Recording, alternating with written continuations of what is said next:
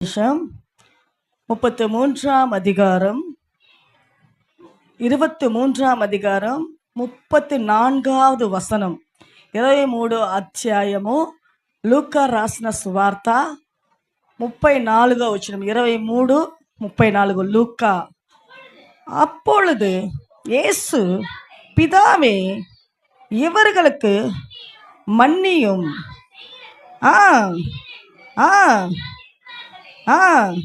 Praise అలా. చూడండి, இங்க என்ன ஜெபம் செய்யப்படுகிறது?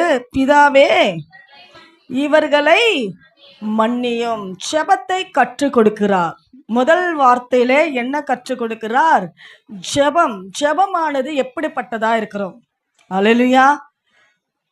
நாம் ஜெபிக்க வேண்டும் என்ற சபையில கூடி கொண்டு இருக்கும் பொழுது விண்ணப்பத்தை நான் சொல்லுவேன். நானும் பார்க்குறேன் சில பேரை பெண்கள் கூட்டத்தில். நான் சொல்கிற விண்ணப்பம் எங்கேயோ விட்டுருவாங்க.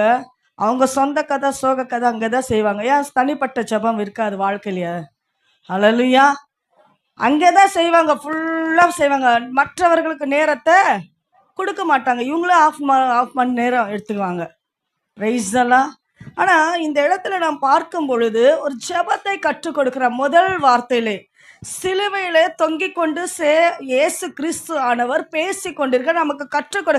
அந்த கடைசி நேரத்திலேயோ என் பிள்ளைகளுக்காக நான் இன்னும் கற்றுக் கொடுக்க வேண்டும் என்ன சொன்னா, நான் இன்னும் கற்றுக் கொடுக்கணும். அவருக்குள் இருக்கிற தாகம், அவருக்குள் இருக்கிற ஒரு பாரம், அவருக்குள் இருக்கிற ஒரு வாஞ்சை, அவருக்குள் இருக்கிற அந்த ஆத்தும போராட்டம். பிரைஸ் அல்லாஹ். அதனால இந்த இடத்துல என்ன பார்க்க? பிதாவே மன்னியும், இவர்கள் செய்கிறது என்னதென்று அறியாது இருக்கிறார்கள். போதுமா? இந்த வார்த்தை தான் முதல் வார்த்தை. அல்லேலூயா. కళ్ళు మూసి ప్రార్థించుకుందామా? హల్లెలూయా.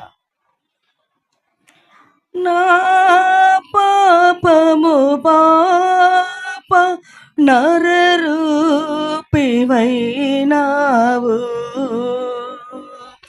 నా శాపము పాప నలిగి వ్రేలాడితివి.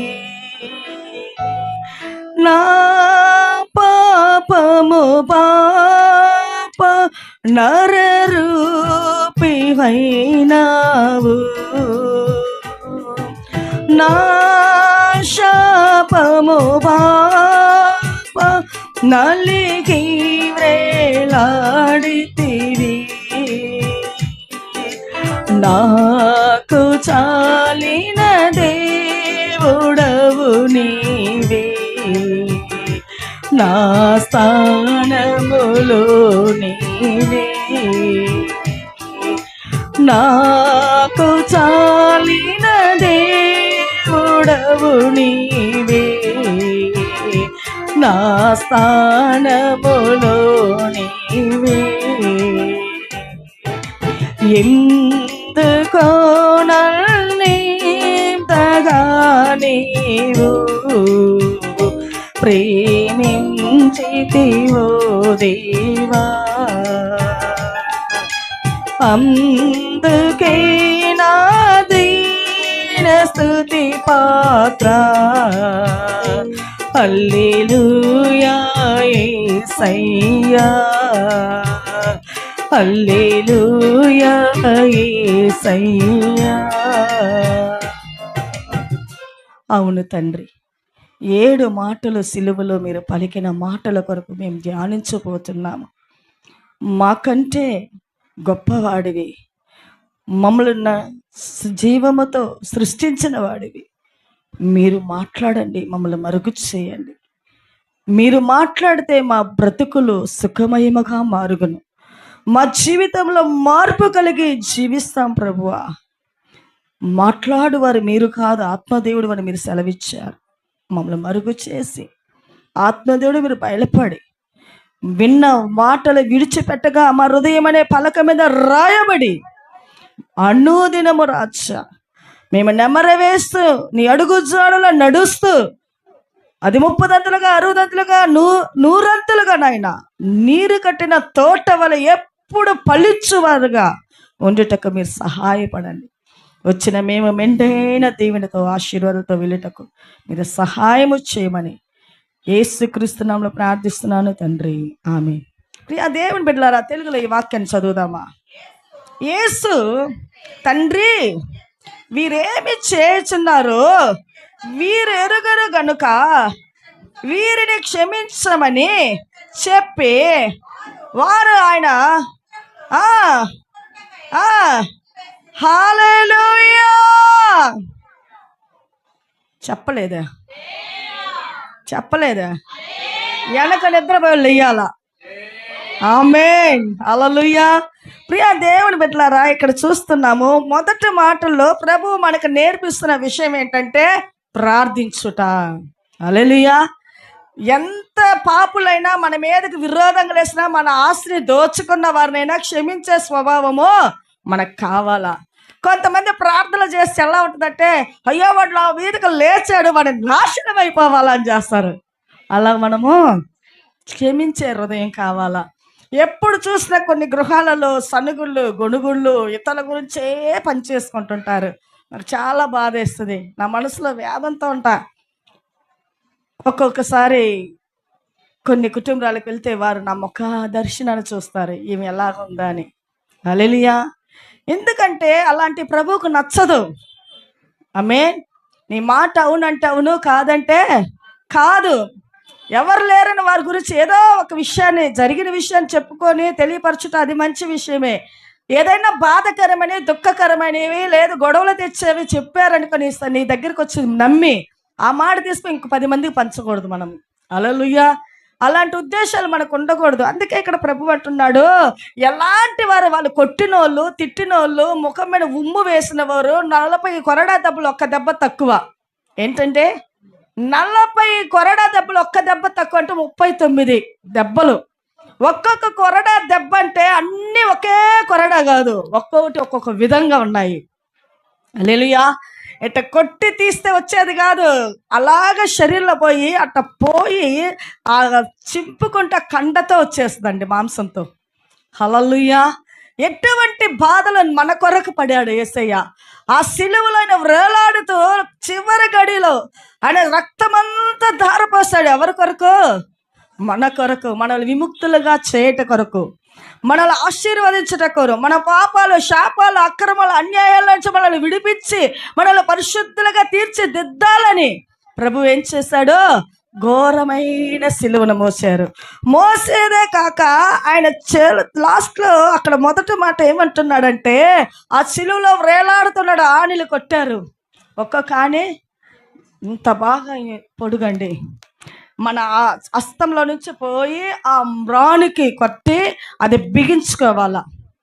అప్పుడు ఎంత గట్టిగా, ఎంత పొడుగుగా ఉంటుంది కదండి. ఏంలే, ఒక గుండీస్ మన చేతికి ఏళ్ళు కట్ట గుచ్చుకుంటే ఎలా ఉంటుంది. ఈ మధ్యకాలంలో మా మామయ్య ఇంటికి వెళ్తాను నేను, అప్పుడప్పుడు బాగా లేని వెళ్తే నేను వెళ్ళి ఒక్కొక్కసారి చూస్తాను, మరీ గ్యార్ అంటున్నారు, తల తిరుగుతున్నది అంటున్నారు. మామయ్య పిల్లలకి చెప్తా, కొంచెం బ్లడ్ చెకప్ చేయండి, షుగర్ ఇది తెయ్యండి అంటే, అలా గుచ్చుతున్నప్పుడు ఆ ఒక ఇది గుండెస్ లాగా అట్ట పోయి గుచ్చుకుంటున్నప్పుడు అయినా బ్లడ్ రాదు, నొప్పిగా ఉంటుంది. నాకే చాలా బాధగా ఉంటుంది. చిన్న విషయానికి మనకు ఎంత బాధ కలుగుతుందంటే, మన కొరకు ఘోరమైన సిలువను మోసిందే కాకుండా ఆయన ఆ చేతులలో ఏమైపోయి ఉన్నాయి?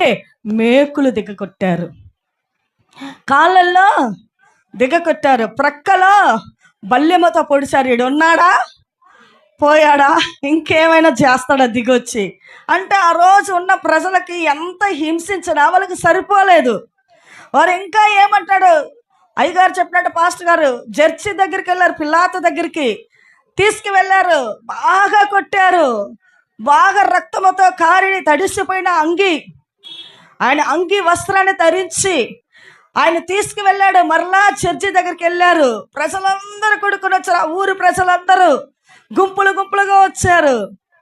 కానీ మేలులు పొందిన వారు అక్కడ ఏమంటున్నారు? ఇతన్ని సిలువలో వెయ్యడి. మేలు పొందుకున్న వారు, అద్భుతాలు చూసిన వారు, మేలులు, అనేకమైన కార్యాలు, ఆశ్చర్యమైన కార్యాలు యేసు ప్రభు చేసేది చూశారు. అయినా వాళ్ళకి హృదయాలు బండ హృదయాలు, కఠిన హృదయాలు, మూర్ఖ స్వభావం కలిగిన వారు ఆ జడ్జిమెంట్, ఆ తీర్పుకి వచ్చినప్పుడు ప్రజలందరూ కేకలు వేస్తున్నారు. ఏమని? యేసుని సిలువలో వెయ్యుడి. మా తప్పు ఎత్తి చూపించి చెప్తున్నారు. ఈరోజు నేనంటే కొంతమందికి మన చర్చిలోనే నచ్చదండి. తెలుసా మీకు ఎందుకని? నచ్చకపోయినా ఓకే, నాకు యేసయ్య నచ్చితే చాలు. ఎందుకంటే నిత్య నివాసమైన పరలోకానికి నన్ను యేసయ్య తీసుకెళ్తారు. ఈ లోకం శాశ్వతం కాదు.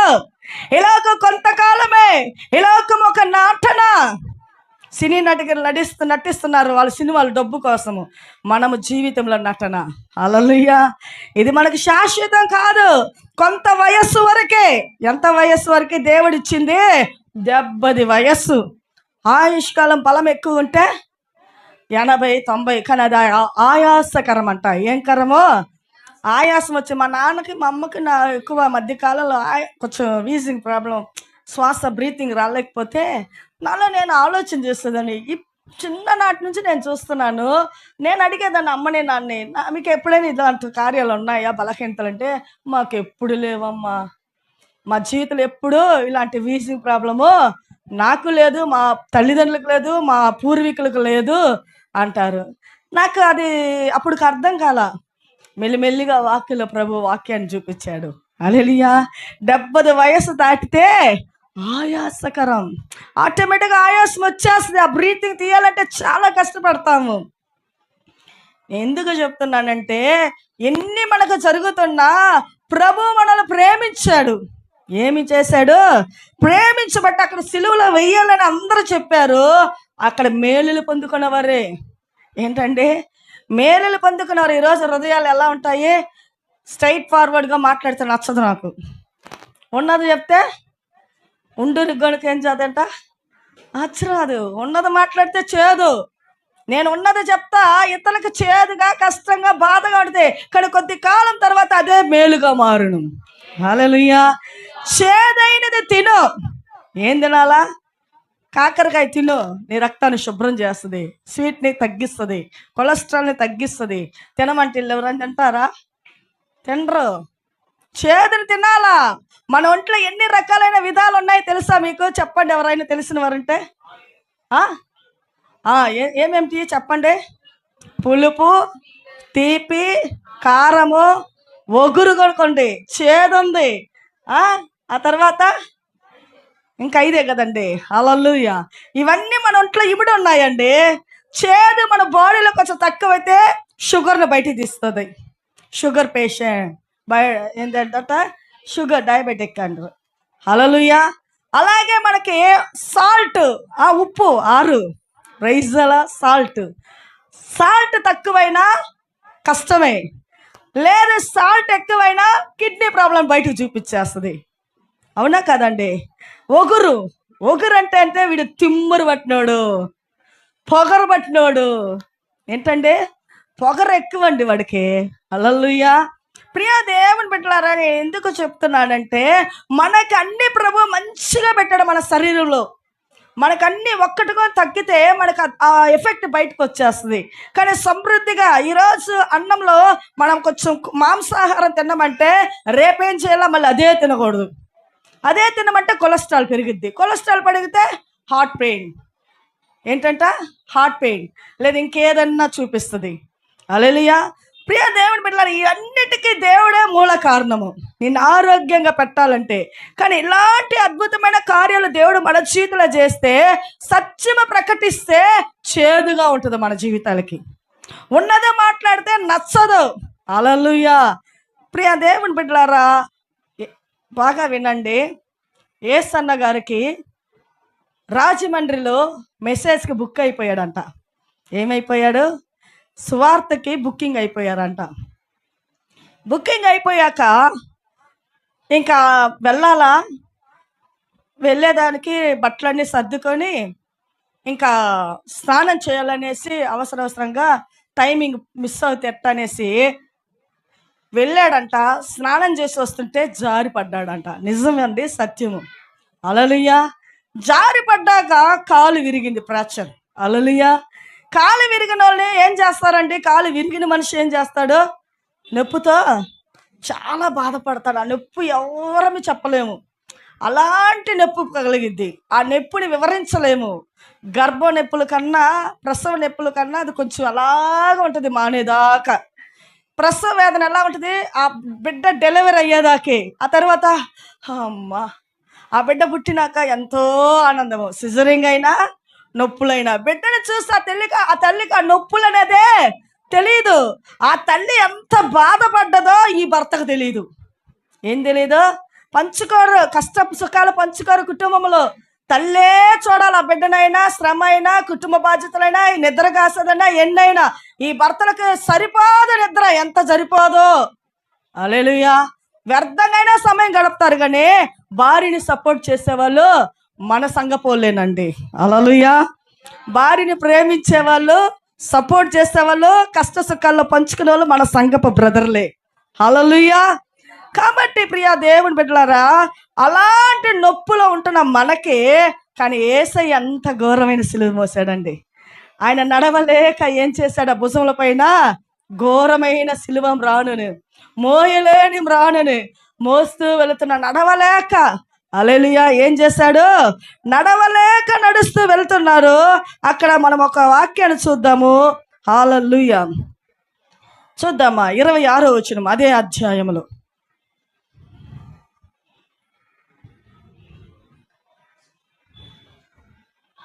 26వ వచనం. ఆ ఆ ఆ ఆ ఆ ఆ ఆ ఆ ఆ. ప్రైజ్ అలా తెలుగులో చదువుదామమ్మ. వారు ఆయనను తీసుకొని పోవుచుండగా పల్లెటూరు నుండి వచ్చుచున్న కురేనీయుడైన సీమోను ఒకని పట్టుకొని యేసు వెంట సిలువను మోయుటకు అతని మీద దానిని పెట్టిరి. హల్లెలూయా. యెరూషలేము వీధుల్లో పోతా ఉన్నాడు యేసయ్య. ఒక పల్లెటూరు గ్రామంలోకి వెళ్తున్నాడు. వెళ్తూ మోయలేని నడకతో మోస్తూ వెళ్తున్నాడు. రక్తదారులు, ముండ్ల కిరీటము. కొంచెం ఊహించి చూడండి, ఇది ఎవరి కోసము? మన కోసము. హల్లెలూయా. అప్పుడు ఒకడు కురేనీయుడైన సీమోన్ అనే ఒక పల్లెటూరి ఒక వ్యక్తి ఆ మార్గంలో యేసు ప్రభువు సిలువను మోపిస్తున్నారంట, ఆయన తీసుకెళ్తున్నారంట. వచ్చి చూస్తున్నాడు. ఆయన యేసయ్య మోయలేక మూర్ఛిల్లి పడిపోయాడు ఎండకి. వెంటనే ఆ సిలువను తీసి తన మీద పెట్టారు. కొంచెంసేపు అయినా నువ్వు మొయ్యి. హల్లెలూయా. ఈరోజు పరిశుద్ధ గ్రంథాన్ని ఎంతమంది కరెక్ట్గా సంఘానికి మోసుకొస్తున్నామో, తీసుకొస్తున్నాము అని చెప్పేవారు చెయ్యొచ్చు. నా చేతిలో అయితే బైబిల్ ఉందని చూపియండి. నా చేతిలో ఇప్పుడు బైబిల్ ఉందని చూపియండి. నీ కోసం సిలువ మోసిన దేవుని కోసం నువ్వు బైబిల్ మొయ్యాలా. అదే నీకు ఆశీర్వాదం. హల్లెలూయా. బైబిల్ ఏం చేస్తారు తెలుసా? భర్తలు, బిడ్డలు అమ్మ బ్యాగ్లో పెడతారు, మనం మోసుకర్రా. సిగ్గు ఏంటంట? సిగ్గు. బైబిల్ మోసుకొస్తే వీడు బాగా గాలేడు, బాగా తిరుగుతాడే, బాగా టిక్ టాప్లు ఉంటాడు, వీడు బైబిల్ వీడు భక్తుడయ్యాడు, ఎక్కడ వీళ్ళ ఫ్రెండ్స్ చూసి చెప్తారని నీ బైబిల్ పెట్టుకో. భార్య దగ్గర ఇస్తారు బైబిల్, ఓకేనా? సైకిల్ చేసుకుంటారు. చాలా మంది నాకు పిల్లలు కానీ పెద్దలు కానీ నాకు బైబిల్ ఈ రోజు కొనకండి. హల్లెలూయా. ఇక్కడ ఏదండి బైబిల్? ఏది? నువ్వు తీసుకున్నావా బాబు? ఒక బైబిల్ ఇక్కడ పెట్టారు, దాదాపు ఒక మాసంగా ఉన్నది. ప్రైజ్ అలా. అది ఎవరిదో తెలియలే, మిస్ చేశారు. ఎట్ట మర్చిపోతున్నారు?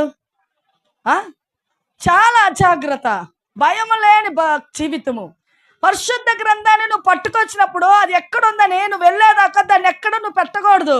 కొన్ని మీటింగ్లకు నేను వెళ్తానండి, నా బైబిల్ నా చిన్న బ్యాగ్ అయినా పెద్ద బ్యాగ్ అయినా ట్రావెల్ బ్యాగ్ అయినా ఊరు ప్రదేశాలకు వెళ్తున్నా, నాకు ఎన్ని డ్రెస్సులు పెట్టుకుంటానే లేదు, నా పరిశుద్ధ గ్రంథం నా బైబిల్ నాతో ఉండాలండి. హల్లెలూయా. నేను బయట షాపింగ్ వెళ్తున్నా, నా బ్యాగ్లో బైబిల్ ఉండాలా. అది చిన్నదైనా, అది ఖడ్గము, రెండంచుల ఖడ్గము, అది పరిశుద్ధ ఖడ్గము. అది ఏ సోతని నిండి వచ్చి ఎటువంటి ఆటంకాలు, ఎటువంటి అపాయాలకు తీసుకెళ్ళక ఆ ఖడ్గము నరికివేయని ఇతరులని. ప్రైజ్ అలా. చాలా మంది బైబిల్ తీసుకొస్తారు, ఇక్కడ పెడతారు, ఒట్టి చేతులతో పోతారు. బైబిల్ని ఎప్పుడైతే మిస్ చేస్తావో నీ జీవితంలో శ్రమలు ప్రారంభించినట్టే. ఇంకా ఆ శ్రమల నుంచి తప్పించుకున్నట్టే. చాలా కష్టం అండి. హల్లెలూయా. కాబట్టి ఇక్కడ చూస్తున్నాము, అతడు మొయ్యలేక ఎవరి మీద మోపాడు? సీమోను మీద మోపాడు. తర్వాత అక్కడ కింద వాక్యం చూద్దామా. గొప్ప సేన సమూహమును ఆయనను గూర్చి ఏమి కొట్టుకుంటూ, రొమ్ము కొట్టుకుంటూ దుఃఖించుచు చాలా మంది స్త్రీలను ఆయనను వెంబడించిరి. ఆయన వెనకాల పోయింది ఎవరు? పురుషులా స్త్రీలా? ఎక్కువగా స్త్రీలు రొమ్ము కొట్టుకుంటా, అయ్యా యేసయ్యా, నా ఇంటికి వచ్చినప్పుడు నా ఇంట్లో ఉన్న దరిద్రాన్ని తరిమి నీ ఆశీర్వాదం ఇచ్చినాక నేను ఎంతో సుఖమయంగా ఉన్నాను. ఇద్దరు అక్క చెల్లెళ్ళు వచ్చి, అయ్యా చనిపోయిన నా అన్నదమ్ముడను ఊపిరితో మరలా లేపావు, చనిపోతున్న నా కుమార్తెని లేపావు, వ్యాధిగ్రస్తురాలను లేపావు, రక్తస్రావం కలిగిన స్త్రీని బాగు చేశావు, పాపాత్మురాలైన నన్ను మార్చావు అని స్త్రీలు మాత్రమే కూడుకున్నారండి. హల్లెలూయా. ఈరోజు ఎన్నో మందిరాలు ఉన్నాయి, దేశమంతటా ఈరోజు ఆరాధనలు జరుగుతున్నాయి. కానీ ఎన్నో మందిరాలలో సంఖ్య ఎక్కువ ఎవరిదే? ఎక్కువ సంఖ్య ఎవరిదే? స్త్రీలది. పురుషులకు ఉంటుందే సమయము, కానీ సమయం అని దేవునికి ఇవ్వటానికి అబద్ధాలాడి కమిట్మెంట్లు మార్చుకుంటారు. అబద్ధమాడి నువ్వు కమిట్మెంట్లు మార్చుకోను, నువ్వు ఎక్కడుంటావో దేవుడు నిన్ను శిక్షించక మానడు, ఖచ్చితంగా మానడు. నీ మందిరంలో ఈరోజు ఆరాధన ఉందంటే నువ్వు ఎక్కడో పోయి సమయాన్ని గడుపుతున్నావంటే ప్రభువు మా కళ్ళు మూసినా ప్రభువు కళ్ళు ముయ్యలేవు, సాధ్యమే కాదు అది. హల్లెలూయా. దేవుని మందిరం ఇది. నా మంద, నాకని ఏర్పరిచిన దేవుడి కంచ. ఈ మందలో నేను వెళ్ళాలి. ఈరోజు ఆరాధన, ఈరోజు ఒక విశేషమైన రోజు. మన వరకు ఈ కింగ్ ఆఫ్ షాలేం మందిరం వరకు కాదు, దేశమంతా, ప్రపంచమంతా. హల్లెలూయా. కానీ ఒక్కరోజు ఈ ప్రపంచమంతా ఆరాధన చేస్తున్నారే, నేను కూడా నా మందలోకి వెళ్ళాలని నువ్వు వస్తేనే నీకు ఆశీర్వాదం. నేను ఎక్కడైతే మందిరంలో కూడా కూర్చోను అంటే నెవర్ ఛాన్స్ ఎలా, నీకు ఆశీర్వాదం కట్ అయిపోద్ది. ఎక్కడో ఉంటే నీకు ఆశీర్వాదం రాదు. నీ మందలోను ఉన్నావా? యేసు గొర్రె పిల్లను నేను, వదకు తేబడిన గొర్రె పిల్లను, యేసు గొర్రె పిల్లను నేను, బదకు తేబడిన గొర్రె పిల్లను, దినదినము చనిపోవుచున్నాను, యేసుక్రీస్తులో బ్రతుకుచున్నాను, దినదినము చనిపోవుచున్నాను, యేసుక్రీస్తులో బ్రతుకుచున్నాను, యేసు గొర్రె పిల్లను నేను, వదకు తేబడిన గొర్రె పిల్లను, యేసు గొర్రె పిల్లను నేను, వదకు తేబడిన గొర్రె పిల్లను. ఆయన ఎవరంట? ఒక గొర్రె పిల్లలాగా వదకు తేబడిన. గొర్రె పిల్ల మాట్లాడద్దా? మాట్లాడదు. ప్రభు కూడా మాట్లాడలేదండి.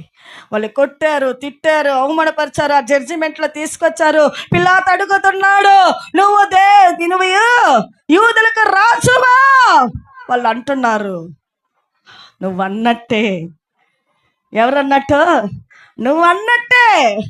మరి వేరే మాట పలకలేదండి ప్రభు. నువ్వు అన్నట్టే. చాలా మంది అంటారు, ఒక మాట ఏదన్నా తప్పుగా అంటే నెట్ట అన్నదే, అందుకే 4 బాగా అడిగి వచ్చిన. ఏంటంట? బాగా కడిగేసిన. మన భాష ఒక్క మాటే.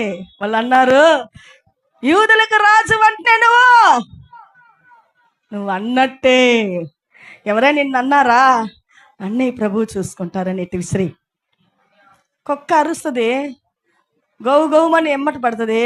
కుక్కను తడవకొట్టి ఎందుకు మనిషి విసారిస్తావా? అది అరుచుకుంటూ తప్పించుకొని అలాగని పోతాం. అలాగే నువ్వు ఎవరన్నా సరే అట్ట విసిరేసి దుమ్ము దులిపినట్టుగా వస్తూ ఉండాల. ప్రభు దానికి తగినట్టుగా ఆ యుద్ధాన్ని చేసి నీకు సమాధానం కలుగ చేస్తాడు. హల్లెలూయా.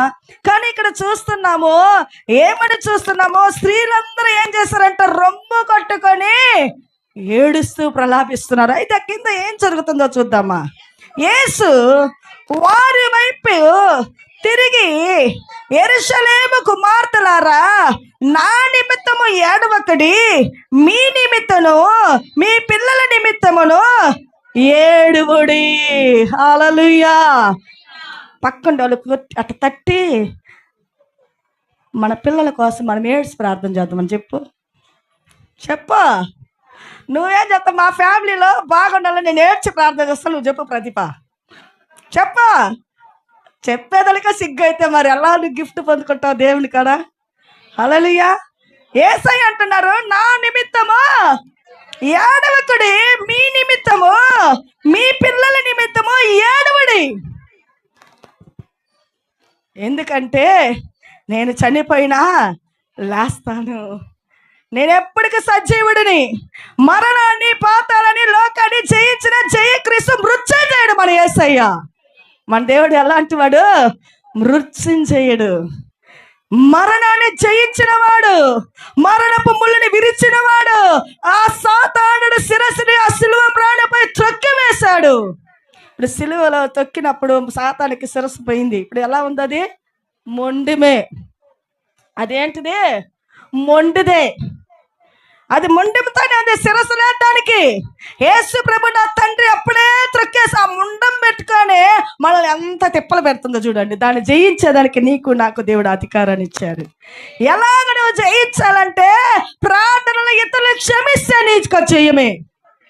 పగవారుగా, విరోధులుగా, మనకెంతో కీడును తలపెట్టిన వారు ఉండొచ్చు, కానీ వారిని పదేగులు జ్ఞాపకం చేసుకోకూడదు.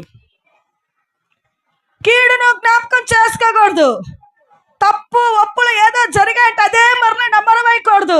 జరిగిపోయి పోని, అది నెగిటివ్ వద్దు, పాజిటివ్గా బ్రతకదా. హల్లెలూయా. చాలా ఆనందకరంగా ఉంటాయి. అక్కడ చూస్తున్నాము, నా కొరకు ఏడవద్దండి. ఈరోజు 40 రోజులు ఉపవాసాలు అంటున్నారు. కారణాలు ఏమో పలు రకాలుగా ఉంటాయి. బ్రదర్స్ని చూడాలి ఆదివారం, దీనికి ఇంకన్నిటికీ లోన్ అయిన వాళ్ళు 40 రోజులు కట్టి పెట్టినట్టు ఉంటారు. అబ్బా, ఎంత భక్తులకు కనపడతారు. అది అయిపోయిన వెంటనే ఫస్ట్ ఆఫ్ ఆల్ వాళ్ళకి ఏం అలవాటు అంటే అక్కడ పోయి నిల్చుంటారు. అవునా? ఈ స్త్రీలు కూడా బలంతగా నోరు కట్టి పెట్టుకుంటారు. ఎందుకంటే ఫారిన్ ఇంగ్లీష్ రాకూడదు. 40 రోజులు ఉపవాసం. జ్ఞాపకం వస్తూనే ఉంటుంది అప్పుడప్పుడు వాళ్ళకి. ఎన్ని రోజులు ఉపవాసం? 40 రోజులు ఉపవాసం.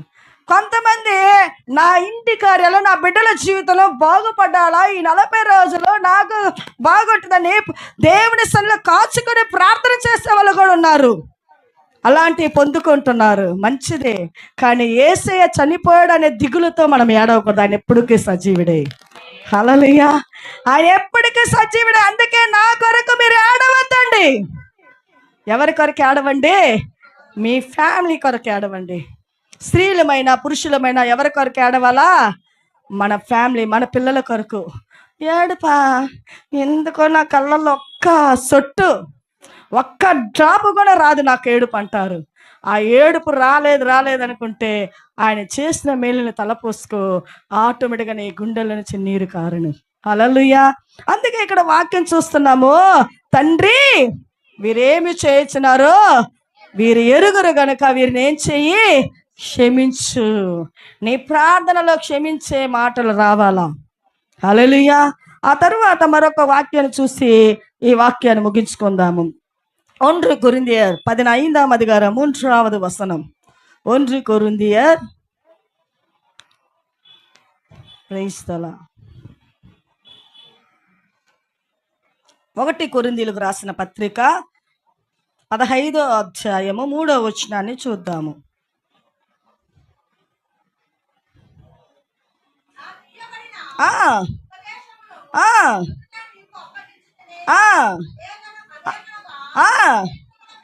లేఖనముల ప్రకారము క్రీస్తు మన పాపముల నిమిత్తము మృతి పొందెను. హల్లెలూయా. ఎవరి పాపముల నిమిత్తముగా అంట? మన పాపముల నిమిత్తముగా ఆయన ఏం చేయబడ్డాడు? మృతి చెంది సమాధి చేయబడ్డాడు. ఈ సమాధి విషయంలో మనం చూడాలంటే రేపు ఆదివారం అన్న విశ్రాంతి దినం మనం చూడొచ్చు. ఒక సహోదరి మొన్న నేను తిన్నానా, రాత్రికాల మందు శాలేం రాజు వారి గృహంలో ప్రార్థన అయిపోయినాక, అమ్మా నేను మిమ్మల్ని అడగాలని ఉన్నాను, మరి మందిరాలలో ప్రతి మందిరాలలో ఈ విధంగా దివిటీలు పట్టుకొని వెళ్తారు ఉదయకాలాన, మనం కూడా పావచ్చమ్మా. సరే చూద్దాము, మన సంఘ పలుకు చెప్పు చూద్దాము. అందరూ వాళ్ళు దివిటీలు పట్టుకొని వన్స్ అలాగ ఊరిగోళం వచ్చి లోపలికి ప్రవేశించి దివిటీలు పెట్టి ఒక ప్రార్థన ఒక పాట పాడి వెళ్ళిపోదాము. అయితే నాకు జ్ఞాపకం ఉంటుంది, నువ్వు జ్ఞాపకం చెయ్యి, మీరు ఓకే అంటే అది చేద్దాము. హల్లెలూయా. ఎందుకంటే సమాధి చేయబడతాడు యేసయ్య. ఆయన ఏం చేయబడ్డాడు? మృతుడయ్యాడు. ఆయన మృతుడయ్యాడు, ఇంకా లేయడు అని మర్చిపోయారు ఎవరో? పురుషులు. శిష్యులు కూడా మర్చిపోయారు, ఆ 12 మంది.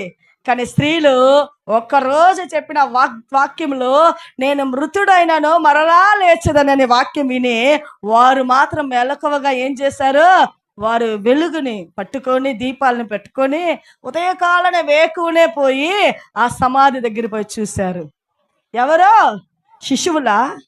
పురుషులా? ఎవరు? స్త్రీలు. హల్లెలూయా. ఈరోజు స్త్రీలు పోయి చూశారు.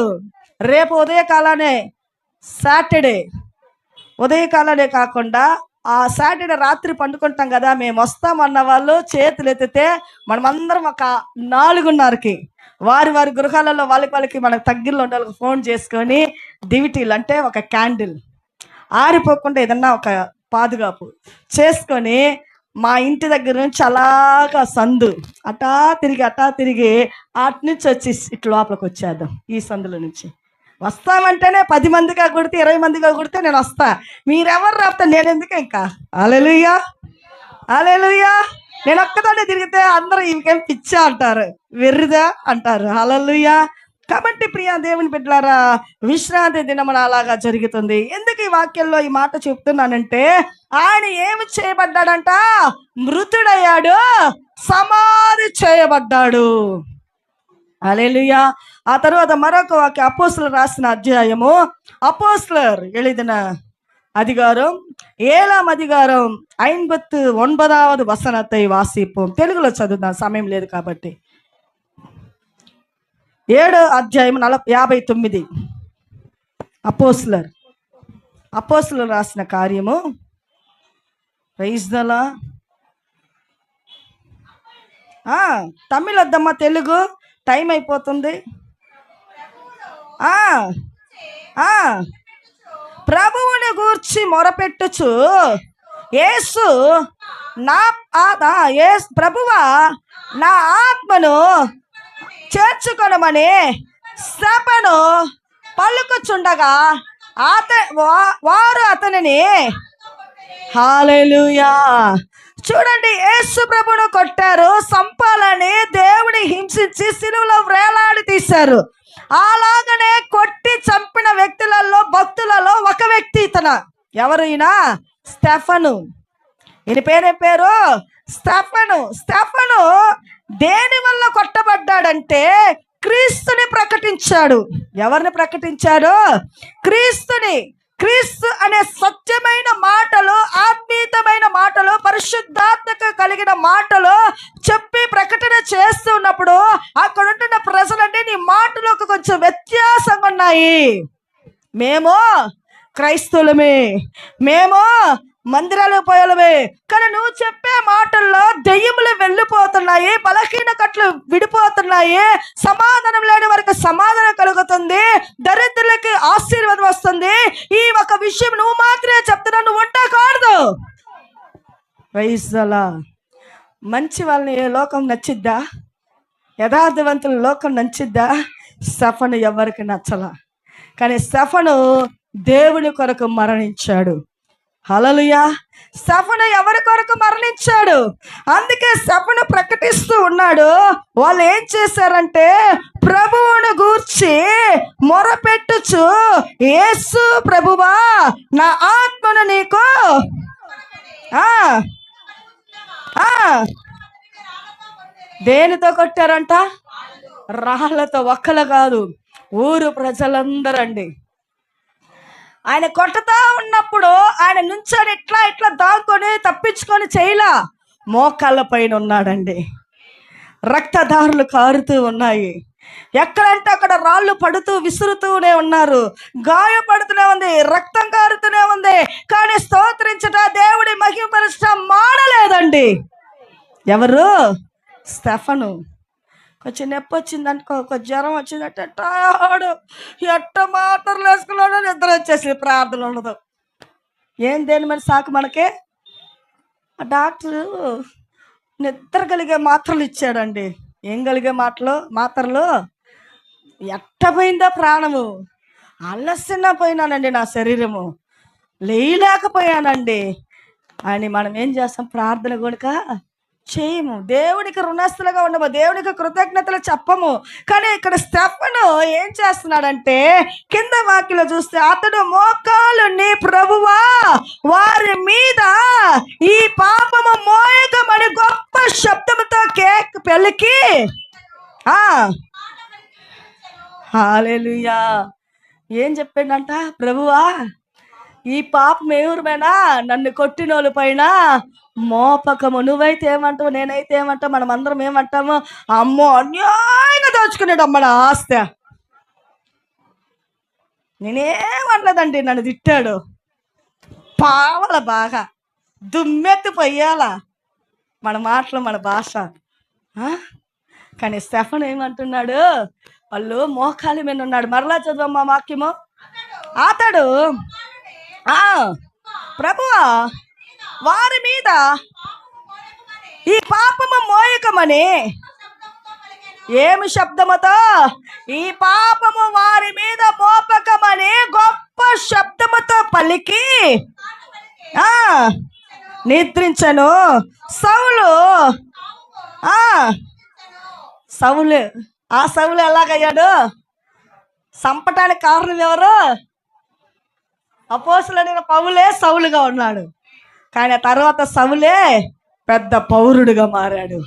హల్లెలూయా. ప్రియ దేవుని బిడ్డలారా, మన జీవితంలో తప్పులు, ఒప్పులు, పాపాలు, దొంగతనాలు, అబద్ధాలు, దోపిడీలు ఇవన్నీ ఉండొచ్చు. కానీ యేసు ప్రభుని ఎప్పుడైతే మన సొంత రక్షణగా అంగీకరించి బాప్తీసాలు పొంది మారు మనసు పొందుతామో మన జీవితం మార్పు కావాలా. మారమంటారు, మాట మారదు, ప్రవర్తన మారదు, చూపు మారదు, తలంపులు మారదు. అప్పుడు దేవుడు నిన్ను ఇష్టపడతాడా? ఇష్టపడడు. కష్టాలు పావు, శాపాలు పావు. ఎందుకంటే నువ్వు మారలా, పేరుకే నీకు నువ్వే అనుకుంటున్నావు. కానీ క్రియలు నీకు ఏమాత్రం దేవుడికి నచ్చలా. క్రియలు అంటే ఎలాగా? వస్త్రాలు, మాటలు, తలంపులు, చూపులు, ఇలాంటివి కూడా దేవుడికి నచ్చినట్లుగా మన పక్కింటి వారే కావాలా, చెప్పాలా. ఏమని చెప్పాలా? అమ్మో ముందు ఎట్టనింది కానీ ఇప్పుడు పోలే ప్రార్థన, ఎవరు చూస్తే పలకరిస్తుంది ప్రేమగా. దేవుడి మాటలే, ఆ అమ్మాయి దగ్గరికి వెళ్ళి ప్రార్థన చేసుకున్నప్పుడు బాగా జరుగుతుందండి అని మనల్ని ఏం చెప్పాలా? చెప్పాలా సాక్ష్యము. అందుకే యేసు ప్రభు అంటున్నాడు, నా ఇల్లు అంతటలో నమ్మకమైన సేవకుడు ఎవరంట? చెప్పాలా? మోషే గారు. యేసు ప్రభు సాక్ష్యం చెప్తున్నా. అక్కింటోళ్ళ, పక్కింటోళ్ళ, తోబుట్టోరా, ఎవరు చెప్పలా. యేసు ప్రభు చెప్తున్నాడు. యోబుడు చూసి చెప్తాడు, అతడు యథార్థవంతుడు, నీతిపరుడు, దేవుని యందు భయభక్తులు కలిగిన ఒక వ్యక్తి. ఎవరు చెప్తున్నారు సాక్ష్యము?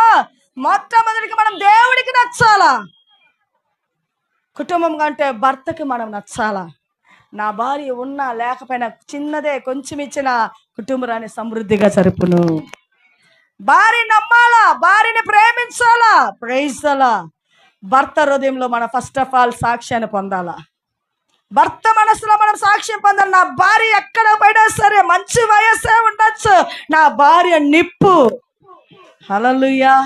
నా భార్య ఎక్కడ పోయినా ఏ ఒక్క వ్యక్తులు ఏ ఒక్క శక్తులు నా భార్యని పాపానికి దిగజార్చరో అటువంటి వాళ్ళు వచ్చినా నా భార్య కాల్చి వస్తుంది. ఎటువంటి వాళ్ళు వచ్చినా నా భార్య ఏం చేస్తుంది? కాల్చేస్తుంది. హల్లెలూయా. మా ఇంటి దగ్గర పుట్టినప్పుడు చిన్నప్పటి నుంచి ఒకళ్ళ అంటారు నన్ను, నీ కూతుర్ల పాపయ్యా నిప్పులయ్యా. ఏందే? నిప్పులు. హల్లెలూయా. మన సాక్ష్యం ప్రాముఖ్యము. అందుకే ఈరోజు మన వాక్యంలో చూస్తున్నాము, స్టెఫను ఏం చేశాడు? దేవుని కొరకు మోకాలుని రాళ్లతో కొట్టబడి తన ప్రాణం విడిచాడు. నిన్ను నన్ను ప్రాణం విడిచమని కాదు, నీకు సుఖ జీవితము, సుఖమైన ఆరోగ్యము, మంచి కాపురాన్ని చక్కదిద్ది నీ భర్తని, నీ పిల్లలని, నీ ఇంటిని ఆశీర్వదించాలని ప్రభు ఉద్దేశమయ్యాలి. కానీ నువ్వు ఏం చేయాలంటే దేవునికి భయభక్తులు కలిగి దేవునికి ఇష్టలుగా మనం జీవించాలా. హల్లెలూయా. ఆ ఇష్టలుగా జీవించాలనే మొదటి మాటే నీ ప్రార్థన ఎక్కువగా ఉండాలా. ఇతరులు క్షమించే హృదయం మనకు కావాలా. ఆమేన్. కళ్ళు మూసి ప్రార్థించుకుందాము. రెండవ మాట కొరకు మనం వెళ్ళనే ఉన్నాము. హల్లెలూయా.